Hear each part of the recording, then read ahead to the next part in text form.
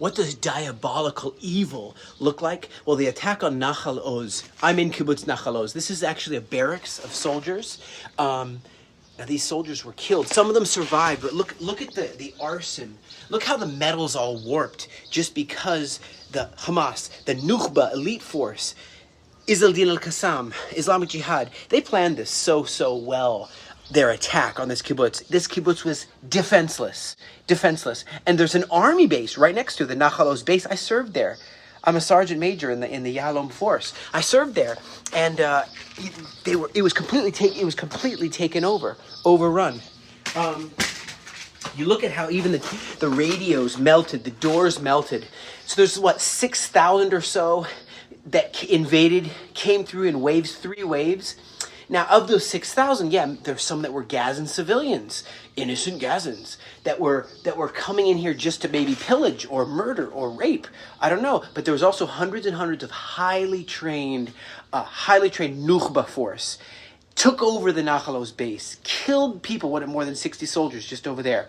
And so the surveillance, they beat some of them to death with clubs. The surveillance girls that were there too, they're called spotters. And it's important that you see this. I don't know how much people see these acts of violence, sexual violence, crimes against humanity, arson, so much that they did. And so they took people, dragged them out of their homes, and the bomb shelters are not massacre proof.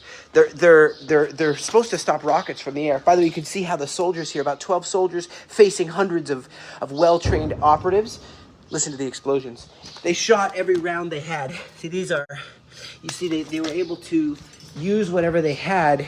And just 12 that came hours before.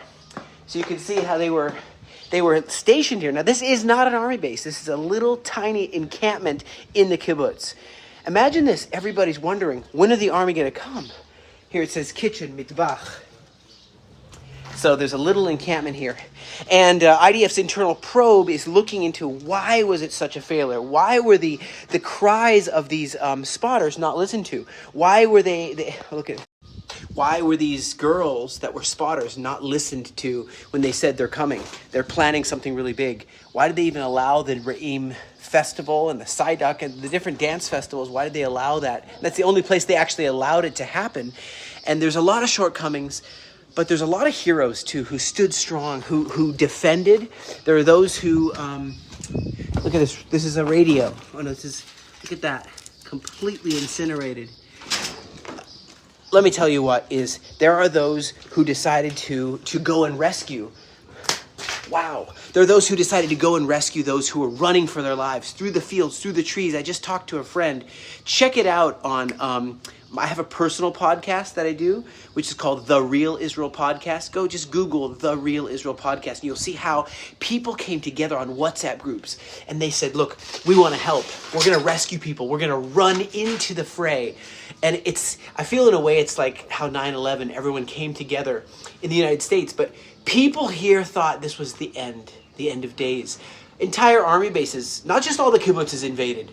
People don't talk much about it, but even Nachal Oz base I mentioned, totally taken over. Re'im base, totally taken over. Erez base, totally taken over. Zikim base, and more. Just complete invasion, massacring 1,200 people. The worst massacre we've had in the modern state of Israel. Taking 251 people into the tunnels of darkness. Some of them have been released, but friends, we messed up. We messed up. We profoundly messed up. But it's time to get the trust back. It's time to check into this. It's time to not make the same mistakes and not to negotiate with utter evil. And you have the Mossad director, David Barnea. He visits Qatar, and he said it's not just about the Hamas. There is an ideology here of the Palestinians, which is not about a Palestinian state. It's not about living a nice life. It's about kill and destroy Israel. It's an anti-Semitism. It's diabolical. It's demonic. And so he says, what's the point of all this negotiation? If Israel and Hamas are completely in different camps, there is no bridging the unbridgeable gaps. There's no point in negotiating with terrorists. Well, newsflash, we know that. Don't do it. And Brigadier General Hanan Geffen, he said this morning that allowing the murderous terrorist organization Hamas to stay in any form is a disaster for the state of Israel. It just means they're going to build up secretly or not secretly. They're going to dig more tunnels. They are going to continue to do what they do. And Qatar, Qatar is at the center of all this, playing both sides of this. And he said Qatar was involved the whole time. Qatar led an American understanding that Hamas would just become they would slowly become more political, and they would maybe disarm and stop being so evil and radical jihadists. But this was supposed to be dealt with, and now they're trying to propose, along with Qatar and Egypt, they're trying to propose a 5-year ceasefire. I'm telling you what, friends, I do not think that's wise at all. Qatar's prime minister visited the United States, met with Donald Trump. One of the main topics being discussed was the continued presence in Gaza. That's the big thing. They want to stay in power.